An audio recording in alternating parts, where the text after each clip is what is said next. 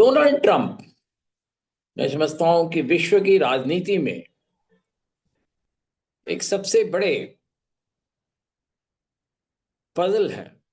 कब क्या कहते हैं और किसके लिए क्यों कहते हैं वो समझ में नहीं आता है, पर वो कोई भी बात सीधे तरीके से नहीं कहते। अचानक उन्होंने भारत के लिए जिस तरह के और जिन शब्दों का प्रयोग किया, वो निश्चित रूप से ही न भारत की सरकार को अच्छा लगा, न भारत के ऑपोजिशन को, और न भारत के लोगों को। अचानक डोनाल्ड ट्रंप को इस तरह से भारत के लिए बात करने की क्या जरूरत पड़ गई?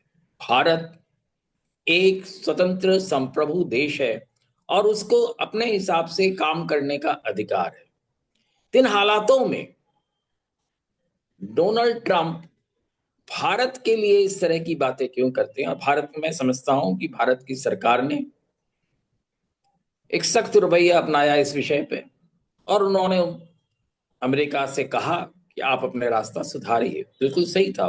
विपक्ष ने भी यही कहा है, और विपक्ष ने कहा कि ट्रंप को इस तरह की बातें निश्चित रूप से ही नहीं करनी चाहिए। क्या ट्रंप के ये सारी चीजें जो हैं, अगर आप देखें, कहीं ना कहीं से ईरान की लड़ाई से जुड़ी हुई है। ईरान की लड़ाई में भारत ने अभी तक अगर देखें आप, तो किसी भी दल का, यानी कि ईरान का या अमेरिका का, कोई जो है पक्ष नहीं लिया। पर साथ साथ अगर आप देखें, भारत अपनी एक अलग रास्ता को अपनाने की भी कोशिश की। पर इन सारी चीजों के साथ साथ ईरान की राजनीति में क्या हो रहा है, ईरान का जिस तरह की सारी चीजें हो रही है उसमें क्या हो रहा है, ये हमें समझने की जरूरत है। आगे ईरान में क्या हो रहा है?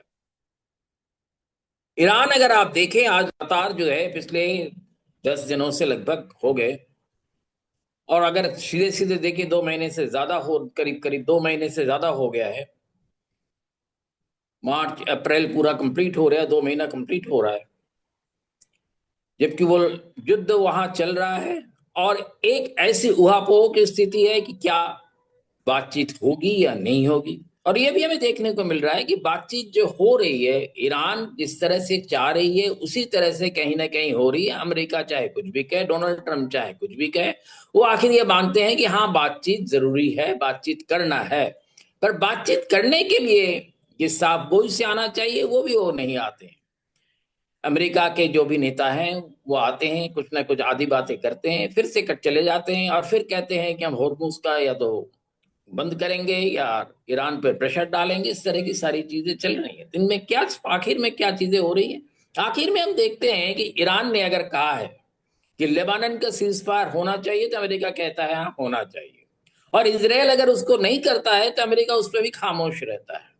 पर इसराइल पे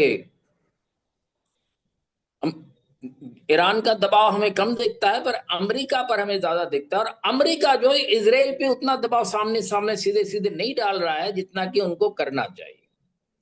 तो ये जो लेबानन के हिजबुल्लाह के जो है, देखिए हिजबुल्लाह जो है एक आर्मी है।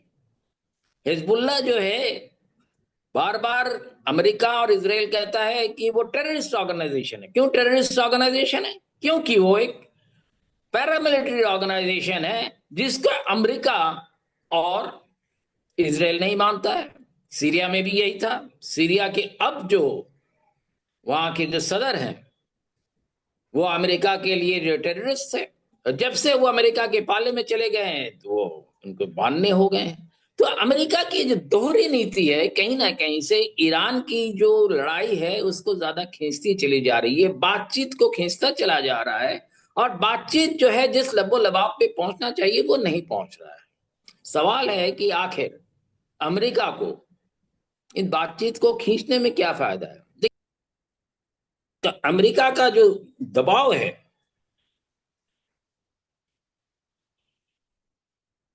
लोगों का दबाव है, प्रेशर का दबाव है, रिपब्लिकन पार्टी का दबाव है, वो अमेरिका डोनाल्ड ट्रंप पे साफ दिख रहा है। इसलिए वो बातचीत को रोक भी नहीं पा रहे हैं। बातचीत के प्रोसेस चल रहा है, और ईरान ने अब साफ साफ कह दिया है कि बातचीत करिए, और करें ही नहीं, हमें जो है प्रॉपर गारंटी चाहिए कि आगे भी किसी तरह की कोई भी इस तरह की लड़ाई आगे नहीं होगी। साथ ही ईरान ने यह भी कह दिया है कि उनके $11 बिलियन के जो एसेट्स है अमेरिका को, उसको भी फ्री करना पड़ेगा। तो ये सारी चीजें अगर देखें इस वक्त, डिक्टेट जो कर रहा है अमेरिका नहीं कर रहा है, डिक्टेट ईरान कर रहा है और अमेरिका उस पर चलने को मजबूर हो रहा है। ये मैं समझता हूँ ग्लोबल राजनीति में जो एक परिवर्तन आ रहा है वो हमें देखने को मिलता है कि अमेरिका हर तरह से कहीं ना कहीं दबाव में है। नाटो के अगर मुल्क ले लें, वहां भी अमेरिका, नाटो के मुल्क हावी हो रहे हैं। आज के डोनाल्ड ट्रंप कह रहे हैं कि स्पेन को हम नाटो से बाहर करेंगे, कि नाटो का जो प्रोविजन है उसमें किसी को बाहर करने का प्रावधान नहीं है। बाकी भी मैक्रोन ने जिस तरह से कहा है इसराइल को कि वहां पे आप लेबानन में शांति कायम कीजिए, ये सारी चीजें भी अगर देखेंगे, सारी चीजें अमेरिका के फेवर में नहीं जाती है। पर अभी भी जिस तरह से अमेरिका इन सारी बातों को चला रहा है, डायलॉग्स जिस तरह से चल रहे हैं रुक के, कभी नहीं होके, और इन सारी चीजों में, उसमें जो लगता है कि शायद जल्दी इसमें कोई समाधान ना हो और फिर से दोबारा कहीं लड़ाई हो जाए। सारे विश्व में एक उहापोहा का माहौल है और उसमें तेल के दाम जो है कभी बढ़ जाते हैं, कभी घटते, बहुत थोड़े से घटते हैं, पर पूरे विश्व में जो एनर्जी क्राइसिस है वो साफ साफ दिख रहा है। तो क्या अमेरिका इस तरह से कब तक पूरे विश्व को, जो अर्थव्यवस्था है उसको इस तरह से परेशान कर सकता है, इस तरह से टालम टोल से कब तक चला सकता है? तो ये सब चीज जो है जो भारत को भी बड़ा परेशान करता है, क्योंकि भारत चाहता है कि भारत के पड़ोस में शांति हो जाए, और भारत के पड़ोस में शांति के साथ साथ जो है पूरा एशिया और पूरे विश्व में एक अगर शांति का माहौल आएगा तभी भारत की तरक्की भी संभव होगी। तो इसलिए भारत कि ये इन बातों को अगर अमेरिका को अच्छा नहीं लगा, और अमेरिका ने जिस तरह के शब्द कहे डोनाल्ड ट्रंप के, वो निश्चित रूप से भारत को सही नहीं लगा। और भारत चाहता है जैसे भी हो जल्दी से जल्द यहाँ पे एक समाधान हो, और उस समाधान के साथ साथ जो है एक रास्ता सही ढंग से निकले, ईरान के साथ एक लंबी बातचीत हो और बातचीत में पूरा एक सुलझाव आए, सॉल्यूशन आए, जिसके जरिए ईरान और अमेरिका के जो रिश्ते हैं वो साफ साफ साफ हो जाए और विश्व में जिस तरह के परेशानियां चल रही हैं वो खत्म हो।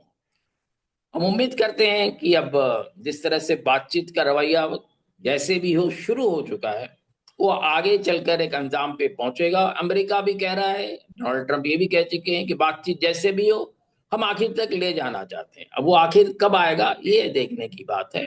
और इस बीच जो है हम समझते हैं कि विश्व की जो एनर्जी की राजनीति है उस पर कहीं ना कहीं एक सही ढंग से वो खत्म होगा। धन्यवाद।